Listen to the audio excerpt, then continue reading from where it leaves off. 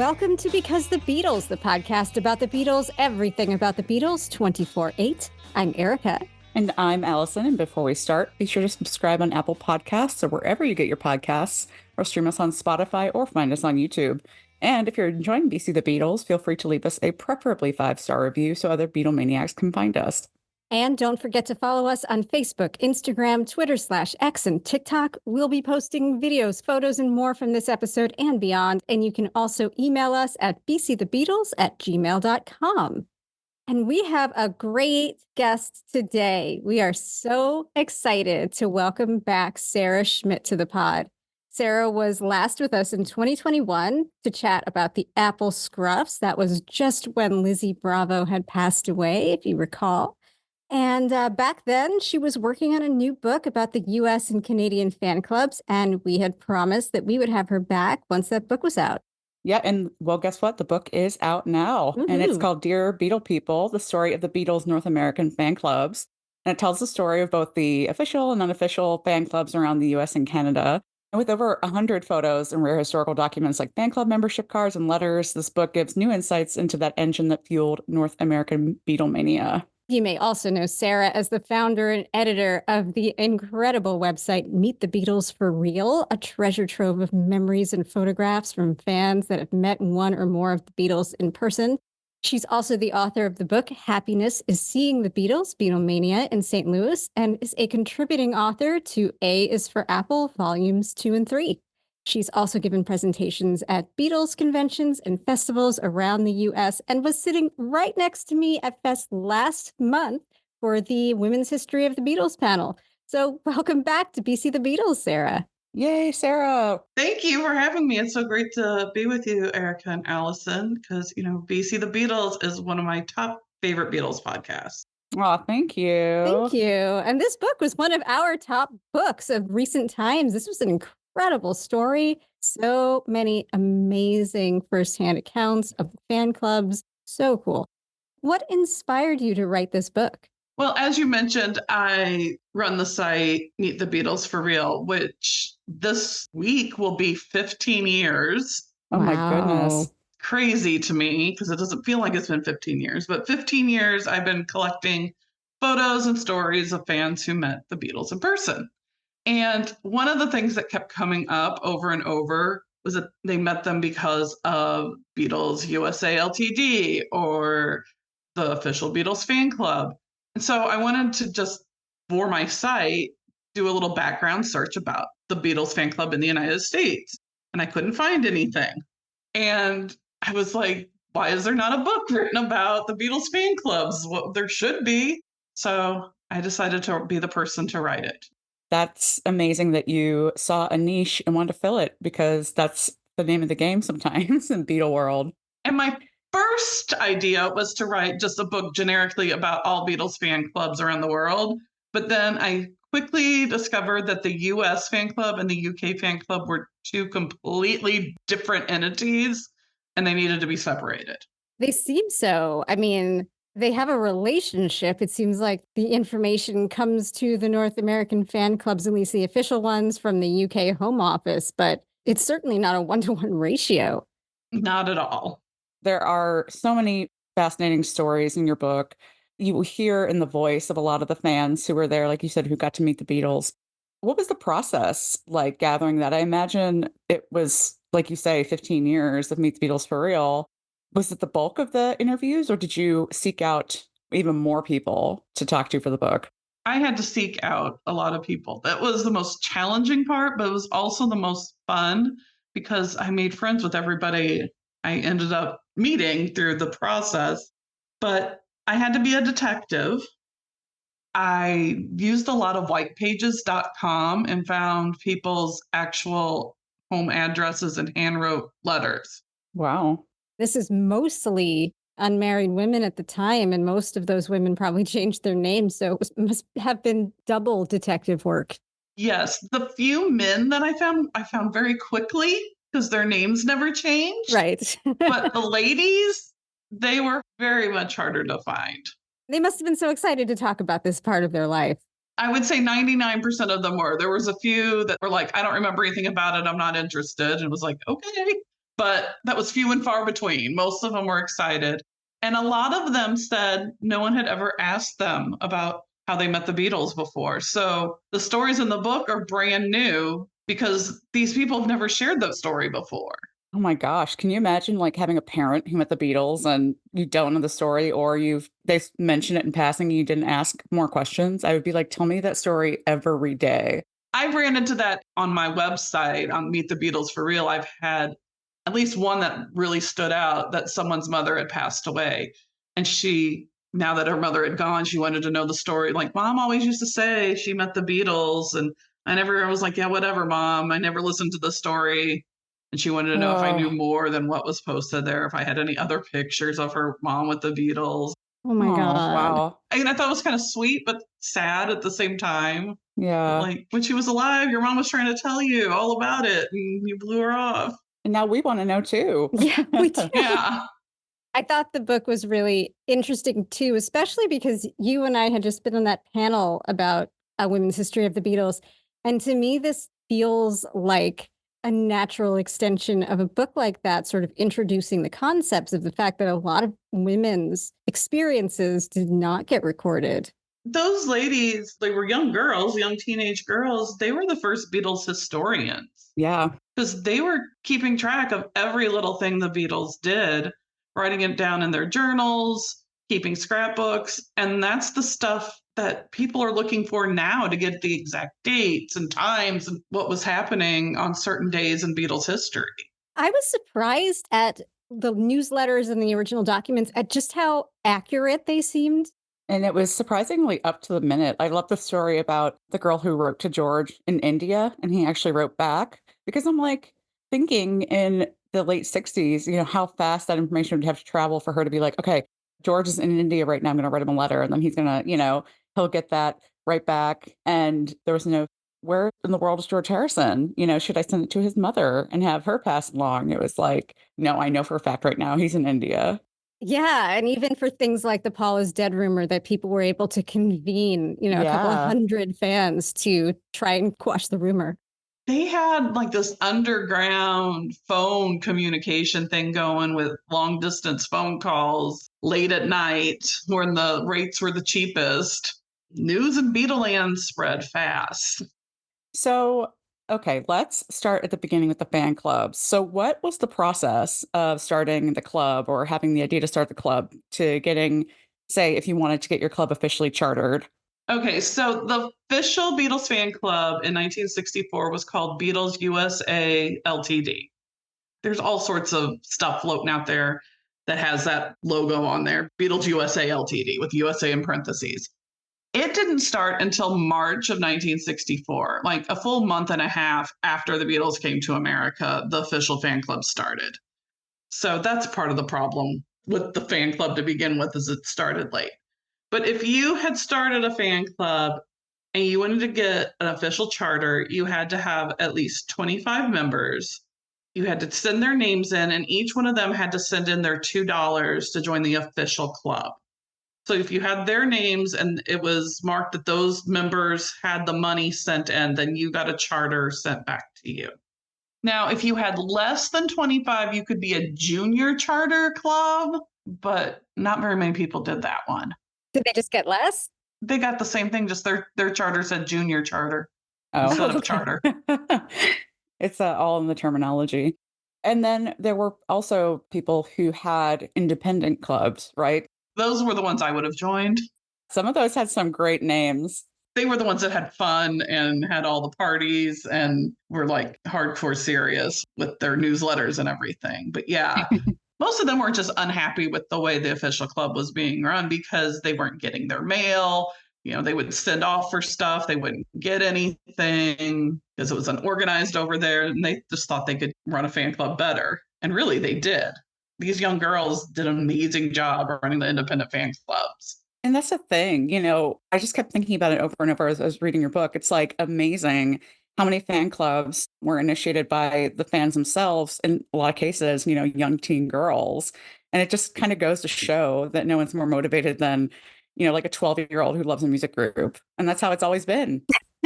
Yep. And I know I find it amazing too how they would fundraise for different charities. They'd Yeah. fundraise Hmm. to get a mimeograph machine for their club.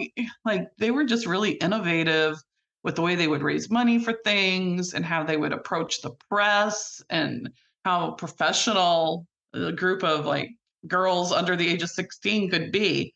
Right. They were fearless. They walked into rooms with adults, with mostly adult men in situations that teenage girls in, 1964 probably were not primed to experience. And they just went ahead and they did it and they were successful. I love the group, the Ringo for President Club from San Yeah. Francisco in 1964, that they marched to talk to the mayor or somebody at City Hall. And they're like, well, you can't talk to him. They're like, fine, we're going to jump in the fountain. And they did. Yes. Good for They jumped them. in the fountain with their Ringo for President fan club posters and signs. And yet they really showed them. Hey, it's an election year. Maybe we can bring that one back. Yeah, I'm Let's all do for it. it. Peace and love ticket. I'm for it. Hell Oh my yeah. gosh. Yes, I love that idea. I also respected Sarah, you and I, from being Midwestern girls, certainly, of course, girls from New York or LA or big cities were particularly fearless, but I was proud of I saw some Ohio girls in there getting it done. So There I had a little, were. little pride in that. I know, all over the country. There was during the Beatle burnings in 1966 after John's Jesus statement, there was that one little group in the South that were singing Yellow Submarine Yeah. across the street from where people were burning Beatles records. That's amazing. That level of protest. I know, and I loved, also with the Beetle burnings, I think it's a group from, like, New Jersey or something that had an emergency phone call of all the members to decide if they supported John or not, and it was unanimously decided that they did. I liked that one, and I liked when they had when I think it was in Chicago, they had an emergency meeting when Ringo and Maureen got married. Like, what are we going to do now? Ringo got married to Maureen. But they ultimately decided they were all for it and they liked Maureen. At the end of the day, they decided it was okay. But one girl wasn't sure if it was going to change his drumming. Oh my goodness. Well, That's a funny quote. you gotta find stuff to worry about. Yeah, exactly. So if I was a teenager in 1964, how would I know which club to choose? How would I find out about these? Well, you would have found out about the official fan club because there was a lot of advertising in newspapers. The LTD had little ads in different places when it first started out. And so someone grown up in your life might have pointed that out to you that, like, here's the address to join the Beatles fan club. They also advertised in 16 in the teen magazines. If you wanted to join an independent club, there might have been one at your school. You might have had a friend or somebody at your school that had started one. Or there was the pen pal and club section in 16. Occasionally, they would have a Beatles fan club listed. So if you wanted like one that wasn't near you, but focused just on George Harrison, you could join the George Harrison fan club. So much choice. You could even join the Louise Harrison fan club. I loved it that we have a Yeah. couple of these offshoots. We have Cynthia Lennon, we have Brian, Victor Spinetti, of course. Maureen had a fan club. The idea was if you couldn't meet the actual Beatles, you wanted to somehow get a club for someone close to them because maybe you could sneak in and meet them that way. I loved the Patty Boyd fan club name, the Potty Bird fan club. Yeah, the Potty Birds. Yeah, that was a cute one. How about the Maureen Starkey fan club, the Flying Cow? Oh, yes. So good. I don't know. That might be one of my favorite names. I can't decide. I go back and forth between quite a few of them, but that one's a good one. And that one was named for the pub, right, that Ringo and Maureen had in their house? Yes, because at first when I read that, I was like, are they insulting this woman? I know. Like, what is this? And then as I researched a little more, I was like, oh, yeah. In Sunny Heights, they had this little pub. They talk about it in the Maureen Cleave interview with Ringo, that he says, he has this pub, the Flying Cow, that him and his wife have down in their basement. So funny. The time when they had named that article would have just been in Date Book, like right around that same time. So it would have been an in joke. I felt really sad for Cynthia, though, because when she and John got divorced, the first reaction was to disband her fan club. I understand like why they did. They probably just didn't want her to feel bad because, it was linked to John and everything. But after you tell the story, somebody actually goes to Cynthia and says that she was very, very disappointed, very sad that her fan club closed. Yeah, that whole Cynthia and John divorce got ugly among some of the fan clubs because some of the girls were blaming Cynthia because why would John Right. cheat on her? Cynthia must have done something wrong. Mm. And then other fans were like, no, John's just a jerk. And like, how could you say that? He's John. It got pretty dicey there. But yeah, then the girl that was running the Cynthia fan club, she decided to end it because she didn't know how she was going to get news about Cynthia anymore, Mm. which is a good point. How, she's no longer in the spotlight. So what do you think was messier though, Sarah? John and Cynthia's divorce or Paul and Linda's marriage? Because that was pretty savage. Yeesh. There's a lot of savage shit that happened. That was one of my biggest shockers is I thought Yoko was going to be a bigger deal than what she was to the fan club members. Now, Yoko did get ugly there for a while, and that one girl called her Miss Hiroshima, which I thought, ouch. Yeah, that was gross. Called her an animal. I mean, it was just like one or two people. And then it was like Yoko fizzled out. The fans just thought she was weird, but they didn't see her like as a threat to the band. I don't know how the Paul McCartney Love and Stuff fan club stayed together because they were really split about Linda. Yeah, that's tough. And Linda let it get to her in those exchanges that you report. Yes, she did. I think Linda was painting all the fans with this wide brush because so many fans in England were stealing from them and setting the mail on fire and sticking it through the hole in the door and just writing all these terrible things and chalk on Cavendish on the door. And I think to Linda, the fans were like, it's us against them, Paul, like all of the fans are mean. Yeah, I mean, if you have American Slut Go Home written on your driveway and you're newly married, you probably are just have a knee-jerk reaction to anybody who identifies as a fan after that. Linda eventually in the 70s changed her tune with the fans, but during the recording of Ram, it was pretty ugly. Yeah, and she had just seen Paul go through something awful too. I think part of it was probably a protective instinct on her part to keep Beatle things away from Paul. Yeah, that's a good point too. I didn't think about that, but yeah. I'm always a stand for Linda. I'll find all the excuses. Yeah. I have no problems with Linda. It was hard talking to some of these ladies today because they still seriously dislike Linda because of the things that she did personally to them in 1970 or 71. Which is totally understandable. Which I Yeah. get that. I mean, you can only judge somebody by the way they treated you personally. Like, this is what I know of them, and this is what she said to me. I never saw any other side of her. I mean, I get it, but I just love Linda so much. I wouldn't be like, no, that can't be I right. know.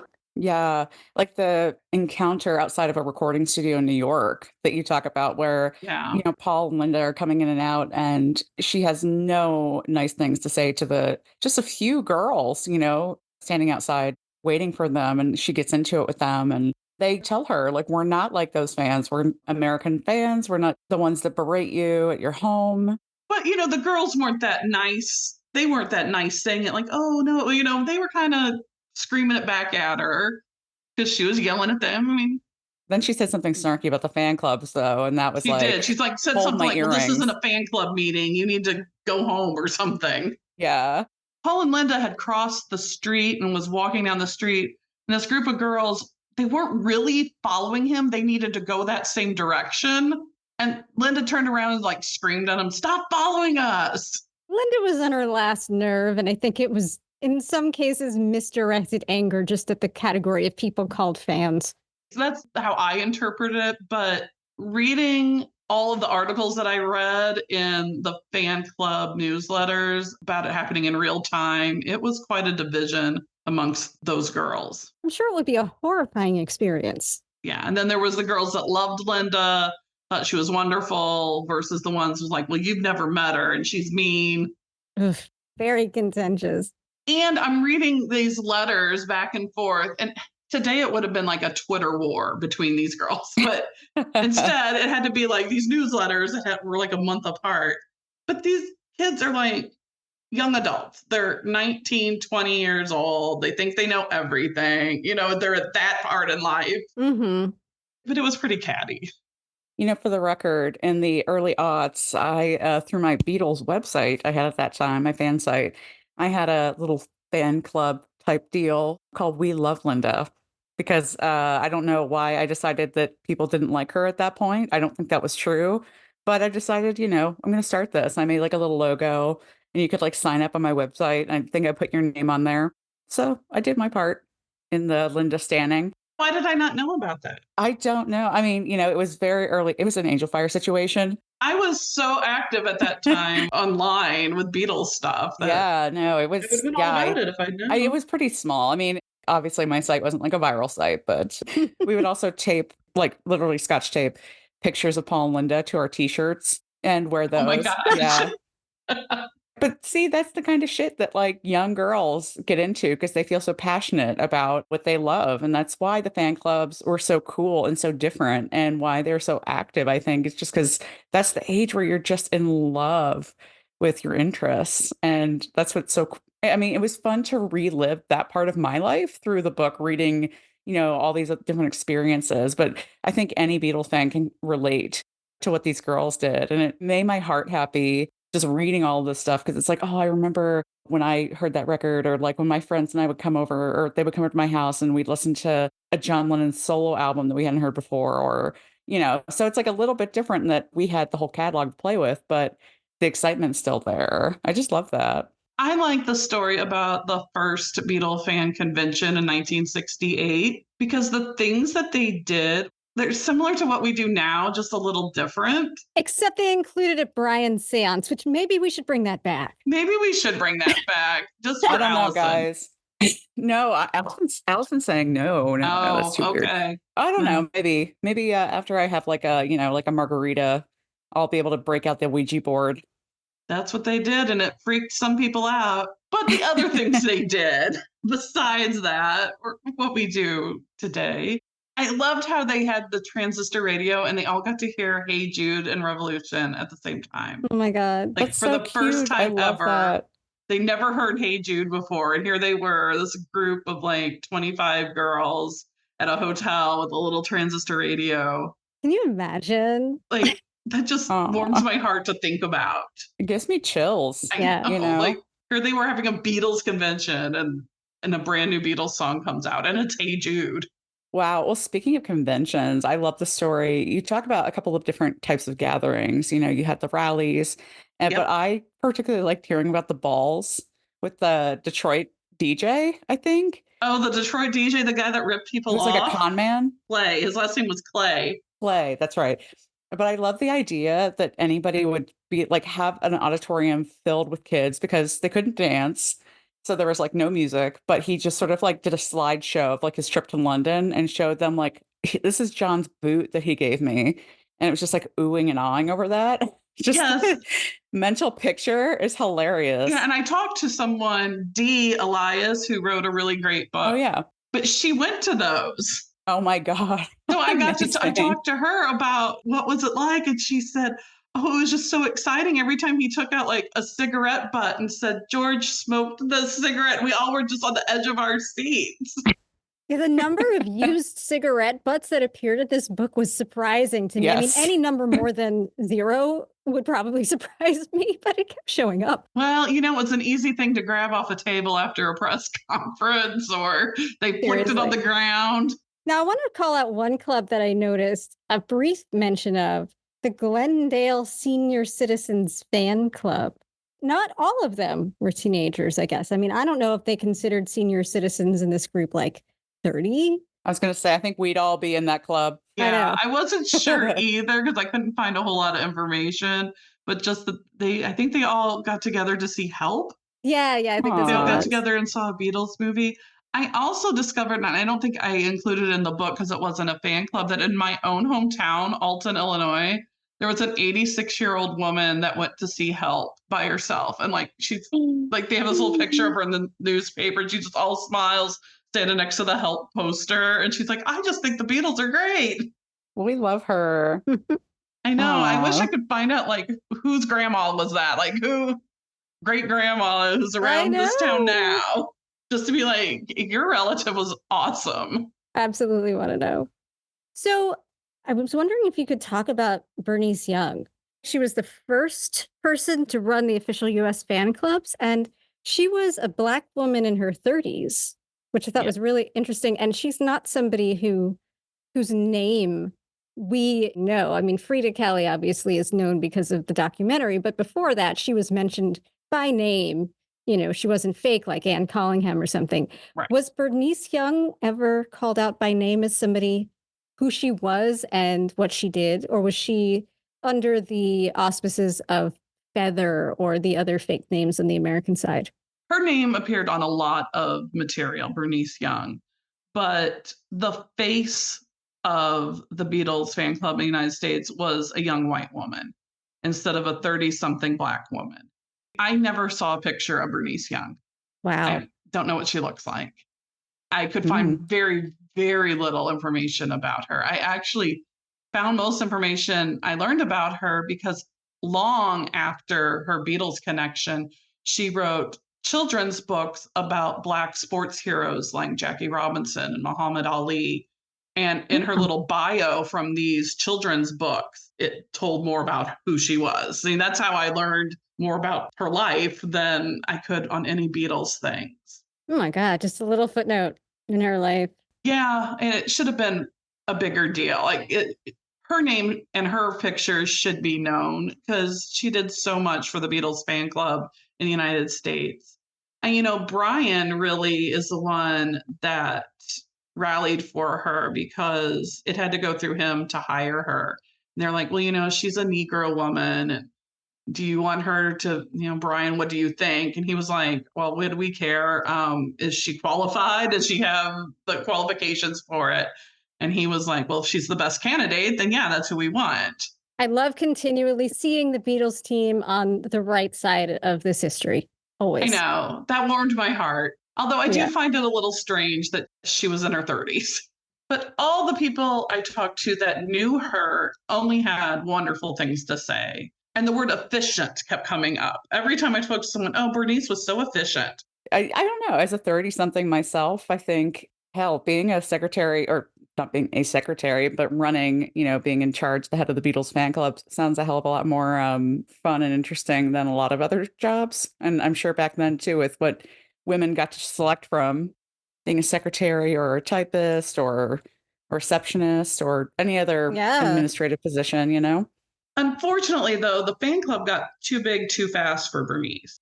It really wasn't her fault that the fan club just wasn't keeping up with things. It was because they weren't hiring enough people to help her. Right. It doesn't sound like she had the support that she needed from the home office to make it work.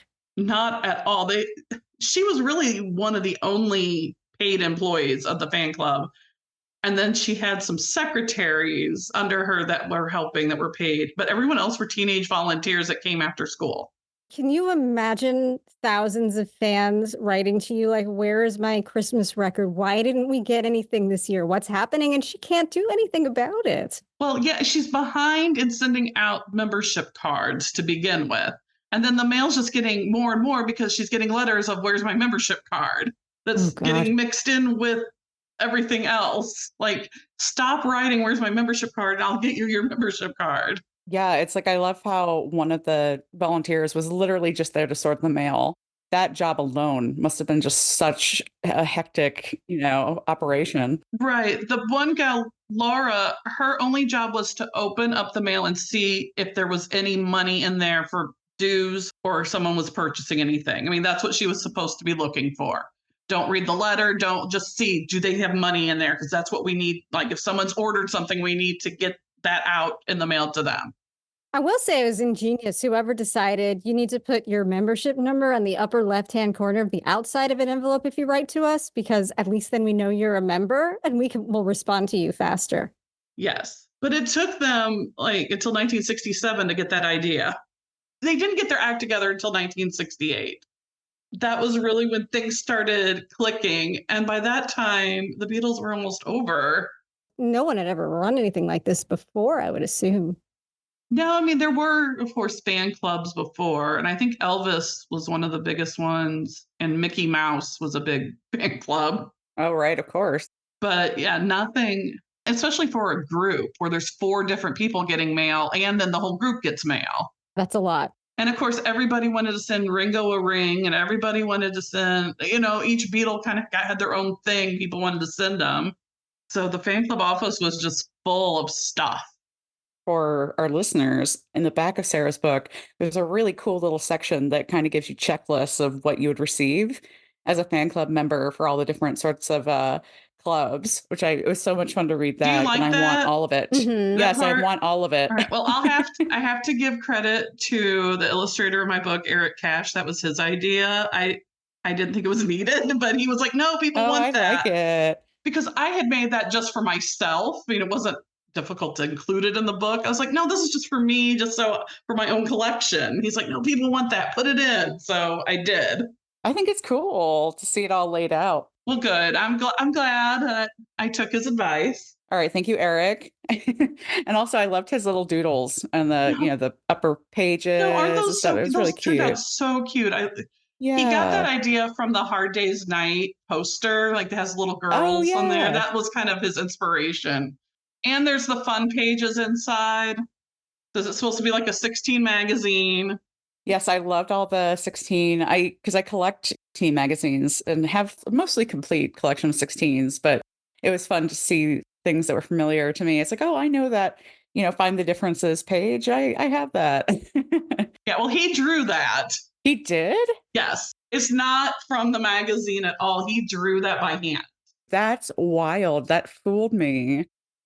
One of the things that I thought was really interesting that was like flying back and forth across all these fan clubs and from the home office over to the US were the amount of autographs and letters, even one word letters from the Beatles. And yes, I know not all of the autographs are real, but I just think how funny that is that not only were the real Beatles autographs floating around, but you tell stories of the fan club presidents learning to like forge their names to send to their Yeah, members, which I right. never even thought of. I always thought it was just like Neil and Mel, but I never thought about the fan club presidents forging their names. Especially in the early days. Later on, I don't think that happened as much. But in 63, 64, yeah, there were fan club presidents that were definitely learned how to sign their name like a Beatle. Now, you mentioned 1968, which seemed like both a turning point in efficiency, but also it seemed like the year when some of the wars began between the LTD and the independent clubs. And some of that sounded absolutely insane. That was probably the story that got me to want to write a book about it more than anything else. Because as I started reading about it, I was like, I had no idea this happened. Why did I not know this? This is like crazy. So in 1968, in the fall, the official fan club kind of changed. So Bernice Young was no longer working for them. And they had a new director, Sandy Morse, who was a young 20 something white girl, Beatle fan.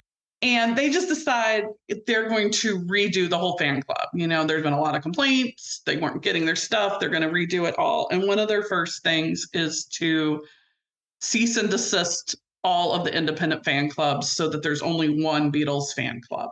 Now, was that a financial decision mostly? The reason they gave is because these independent fan clubs, they felt weren't necessarily spreading the right information. They were telling, we heard this rumor that this and this and this happened and the Beatles are breaking up or whatever.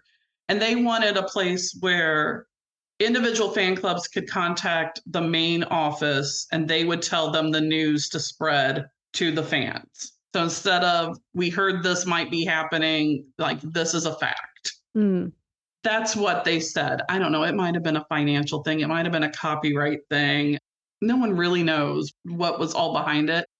I think really they wanted to take the model they were doing in the UK, which had been working since 1963, and have it work in the United States. And in the UK, they didn't have independent fan clubs. They had fan clubs that were all within the official Beatles fan club. And they had area secretaries. So they wanted to have state secretaries. Each state would have a Beatles secretary. that you would report to. If you were in Ohio, you would report to I believe her name was Bunny Racy, was the Ohio girl. Amazing name. The best name. Bunny Racy. I wish I could have found her just because I liked her name. Yeah. And she seemed pretty spunky from all the letters I read that she wrote. So if you lived in Ohio and you had a question about when's the next Beatles album going to come out, you don't write the main office anymore. You're going to write Bunny, and Bunny is going to get a letter from the main office saying the new Beatles album will be out November 22nd. And then she can tell you. That's how they wanted it to run. Basically just hiring middlemen or middlewomen. But these independent fan clubs were getting in the way of all this happening because they had, their underground phone and like, we think we saw George sneaking into Capitol Records last night. Like, they were just whatever they thought was going on. And it wasn't always true, but, it was fun. And there was 144 independent fan clubs around the country. Each of them got a cease and desist letter from the official Beatles fan club. And it said, the Beatles are embarrassed by your fan club, is one of the sentences in there. That's horrible. Ouch. That's awful. I can't imagine getting this letter and thinking the Beatles are embarrassed. I mean, if you're 16 years old and you love the Beatles more than anything in the world, and you're being told that your club's embarrassing them, and the thing I discovered was that all 144 of these clubs got the exact same form letter. Nobody knew that. The way it was worded, it made it sound like it was written just to you. Ugh. Like when I told these ladies, here it is 60 years later, like, no, everybody got the same letter. What? Oh my gosh. They found out about that just then when you told them. That's that wild. It was a form letter that all 144 got. Because there's a sentence in there about you are selling Beatles photographs without copyright permission. And the one girl said, I never sold Beatles photos. I didn't know what they were talking about. That's because everybody got the same letter. Because most fan clubs were selling photos. So 144 form letters. And of those clubs, 143 of them capitulated at the time? Right? Not right away. Some of them broke up altogether. Some of them joined the official club like they were asked to do. Like it was either end your club or send the $2.50 because it went up 50 cents for all your members have to join our club and you'll get a charter and be aligned with our club. So some did that. And then there were 4 that wouldn't do it at first. And then it got down to 2, the George Harrison fan club and Father Lennon's Many Children. Those were the 2 clubs that wouldn't do it. Which will always win for best name. I just met the gal that ran Father Lennon's Many Children. I met her in person Thursday night for the first time, and I felt like I was meeting a celebrity. I can imagine. Wow. I feel like you just met a celebrity. I know, like she's just a grandma. She's a sweet lady. Well, that's Barb Fennick, right? Yes. And I was like, you're the hero of my book because your fan club would not bow down to the official cease and desist letter. So the George Harrison fan club did end up joining because Pat Kinzer got notice directly from George that he wanted her to join. I don't know if he really did, but she got word that George is asking you to please join the official fan club. And so, if George is going to ask you, you do it, right? What else is she going to do? So she joined, but Barb and Father Lennon's Many Children wouldn't join it because she didn't think she had. She asked a lawyer and they were like, you don't have to do that. So she ended up polling her members. Like, well, do you want to join the official club or do you want to stay independent? And that made Sandy Moore so mad. Like, they don't have a choice. You just have to join it or end your club. This isn't a... His correspondence was savage. The letters back and forth were just, like, looking back at it now, I think they were funny. But at the time, it would have been pretty serious stuff because they were vicious at each other. But she remained independent, right? For a while. She remained independent until she decided in 1971 to end that club. And then she started The Right Thing like 4 years later in 73 or 74. She's pretty famous in this corner of the world, I think. She is. She had Father Lennon's Many Children, which then she changed the name to Beatles Rule because nobody was getting the joke and it was just causing her too much strife. So she changed the name to Beatles Rule and then she broke that up and started The Right Thing in the 70s. Another thing that I noticed in the book as we got toward 1970 was that the feeling of first generation fans versus younger fans was already well in place. Oh, yeah. Older fans who had seen the Beatles in concert and were teenagers when the Beatles came on Ed Sullivan kind of had a possessive feel and didn't think that the younger fans who were in elementary school during Ed Sullivan and weren't old enough to see the Beatles in concert could ever quite understand and have love for the Beatles like they did. At the time, those younger fans were more hippies and more into peace and love, and they accepted Yoko without any problems, accepted Linda without any problems, because they didn't have that connection with Jane or Cynthia to begin with. John's with Yoko, Paul's with Linda, that's just how it is. And I think the older fans didn't like that. Like, but wait, you don't hate Yoko and Linda? Like, The sniping must have been partially a result of consolidating into the national clubs, right? Because if you had a million different options to join a Beatles fan club based on your sub interests and your age, you wouldn't be fighting as much. You just joined the club you liked. but a lot of younger people started their own clubs, like the Glass Apple chapter, which was mostly young people. And they were back to getting together in person and singing Beatles songs and just having fun. Whereas these older girls were working and in relationships and stuff. And it was all kind of through mail and they weren't meeting in person as much. But then these younger people who were junior high, high school, they were getting together and singing Beatles songs and looking at magazines and finding Paula's Dead clues on albums and just having fun.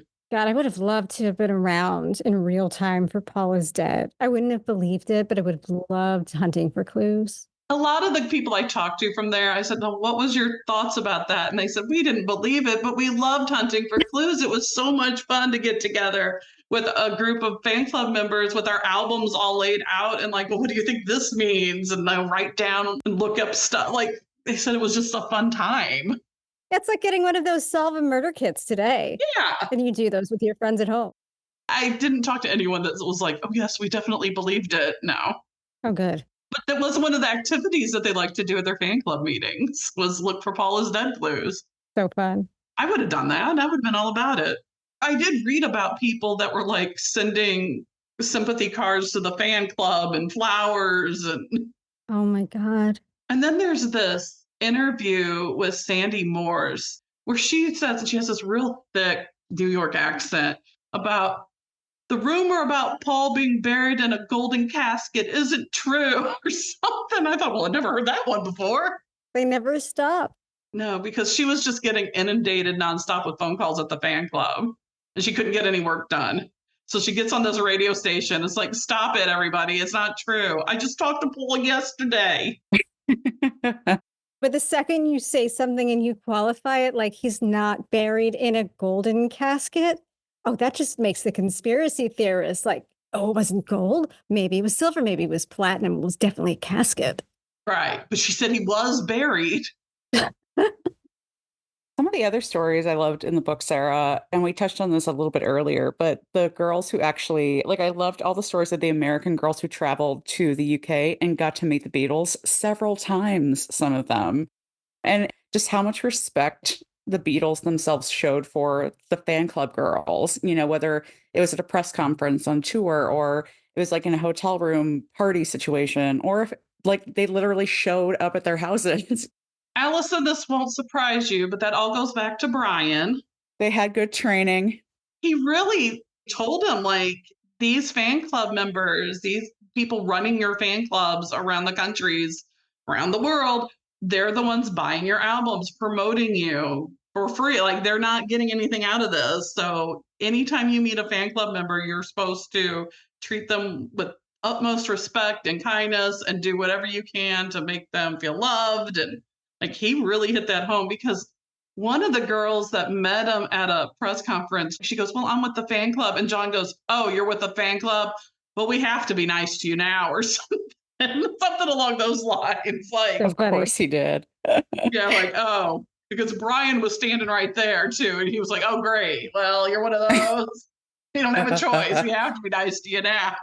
Wasn't that brilliant though on Brian's part? Like the way that the stories spread through the network, he just knew. You meet a Beatle is amazing to you, everybody you know is going to know. It goes in the newsletter. Yeah, it was brilliant of him. And the Beatles, they really took that to heart because even if you came knocking at their door and said, I'm with the fan club, they let him in. That level of access is insane to me. Oh, yeah. Going back to Linda, like I can see why this freaked her out, just having people come to your door. Constantly knocking on your door, like, hi, is Paul home? And then Paul, half of the time at least, would be like, oh, I'm going to go out and talk to the girls outside. And Linda would be like, we're doing what? Right? Even on the infamous Dirty Weekend, like he said he talked to them for like 40 minutes, but Linda was inside. Yeah. Linda and other people. Well, yeah. I couldn't believe that he sat on the steps of his bungalow and talked to girls during the dirty weekend. And I'm so jealous. That one girl I talked to, Robin, she sat with him. She was like 11 or 12 years old.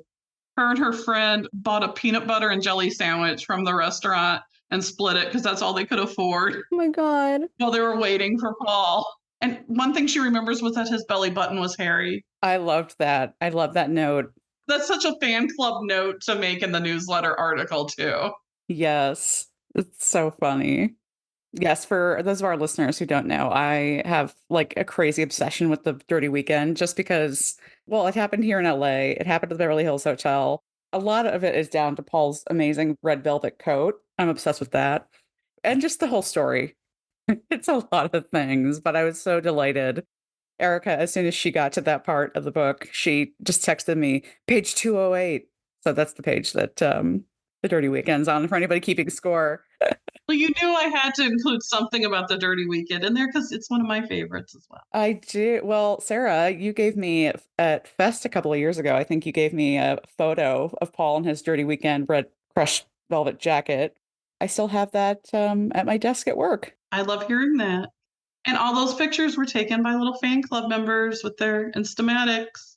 Oh. I was impressed by the quality of some of those photos. Like there was one of George, and I can't remember who took it, but it was later George when he had the long hair. And I'm like, I've seen that photograph in books or somewhere that I would have assumed it was taken by, a quote unquote real photographer. That was taken by Rusty Rand, who was the assistant director of the fan club. And yeah, she took a bunch of pictures that day and sold them through the official fan club with George with the long hair. Yeah, they're beautiful pictures. Yeah. She says she took 77 of them. I think I've only seen like 8. I want to see the rest now. I always say it, more and more things come out. Basements, attics, look for them. I was going to say Rusty Rand's grandkids go paw through your grandma's stuff, find these negatives. So officially, the Beatles fan clubs ended in 1972. Yes. But I'm sure that many, many unofficial versions sprouted up in their wake. Oh, yeah. The official Beatles fan club, though, ended in January 1972, and there has never been an official sanctioned by Apple or the Beatles fan club since. Any other fan club that has happened since then has been unofficial. Yeah, I guess the only other one I can think of was Club Sandwich, but Paul Solo. So Right. That's the only other Beatle-esque fan club that has really happened was with Paul. And then I think he tried to have one a few years ago. So I have a little card, a plastic like ink card from, I don't know, like 2010. Oh. But it didn't last very long. But for the Beatles, there has not been an official fan club since 1972. Yet to me, so many of the things that happened in these early fan club days, they were the roadmap for the fandom community we have now. They are. What the fan clubs did back then is no different than what we do today. It's just we're different. Technology's different. But I see the same love and the same passion and the same camaraderie from the 60s and early 70s today. Which is one of the reasons I love this book so much. It's not just a Beatles book, it's a book about us. It's a book about our beginnings, our history, and the people who made this amazing community that we have now. What I What I say about it is like the Beatles are bit players in the book. They're not the main focus of the book. They're in there, but it's a book about the fans and the love of the Beatles and the way they express that love. Yeah, I love that. And I love getting these stories down for the first time and the photos. That was important to me to get those stories down, especially when people started telling me, like, oh, I've never told anyone about the time I met the Beatles at their press conference. And I was like, you've never told anyone? Like, no, not since it happened. I was like, why didn't you ever tell anyone? No one's ever came and asked. You're the first one to come and ask me. Wow. Well, you are doing the Lord's work. I know. Thank goodness for you, Sara. I'm trying. I try to hit this really hard all the time. Everybody has a Beatles story, even if you never met one of them. You still have a Beatles story. And it's important for you to get your story down. If it's you saw Paul in concert or how you got to get into the Beatles, like it's important part of the Beatles story is to like write down your story. And they're all interesting. I've never heard a story about a person's personal history with the Beatles that I didn't find interesting. I know. Even if you just started to like them because you watched Get Back, that's your story. Yeah, and there's so many layers to that too. There is. And I just think it's so fascinating how everybody gets into the Beatles and how you decided who your favorite Beatle was and all of that is just fascinating to me. Yeah. But especially if you did get to meet one of the Beatles, that's very important that you get it down, the dates and how it happened. Yes. And anybody listening who maybe your mom, your dad, your grandma, grandpa, or maybe you met a Beatle at some point, there is a place where you could go to tell your story, right, Sara? There is meetthebeatlesforreal.com. I collect all these stories because I think it's important for them to be historically collected. Yes, please submit your story. And you'd just be amazed how many connections people make through these stories. Like someone will be like, wait, I was pen pals with her way back in the 60s and they become friends again. So cute. I mean, just lots of really neat things like that happen. Hmm. Because the Beatles story is so much bigger than the four guys and the Beatles. It's all of us. Yes. And where else can people find you and your book? My book is available on Amazon and it just got released as an ebook. Yay. Like within the past week. Well, congratulations. So you can go on Amazon. Well, thank you. And so it's available now as an ebook, a hardback, and a paperback. Excellent. Anywhere where books are sold. Well, we had an amazing time reading it, and our listeners are going to absolutely go crazy over it. Well, I hope so. I would love for more fans to have the opportunity to read it and to learn more about the fan club in the United States and in Canada. Yeah, and there's no other book about the Beatles fan clubs out there because I looked for them. You are the originator. Although there is one about the Beatles fan clubs in Japan, but it's all written in Japanese. Well, that needs to get its English translation. Yeah. So Japanese fans, you have a job to do. Well, Sara, thank you so much for being here. This has been so much fun. We love having you on. Please come back anytime. Thanks for asking me. Always a joy to have you on, and congrats on the book again. I mean, congrats on everything you do. You've been such a busy little bee these past few years, and just coming out, churning out great work. So we're glad that you are so prolific in your research and all that you do. Well, thank you. Yeah. I just do it because I love the Beatles. Yeah, that's why a lot of us do what we do. Right? It's as simple as that. Yes, exactly. Well, thanks again, Sara, and thank you to you for listening to BC the Beatles. And as always, subscribe on Spotify, Apple Podcasts, or wherever you're listening right now, and give us a rating/review so other Beatlemaniacs can find us. And follow us on Facebook, Instagram, Twitter/X, and TikTok. We'll be posting photos and more from this episode and beyond. And you can always email us at bcthebeatles@gmail.com. See you next time. Bye. Bye.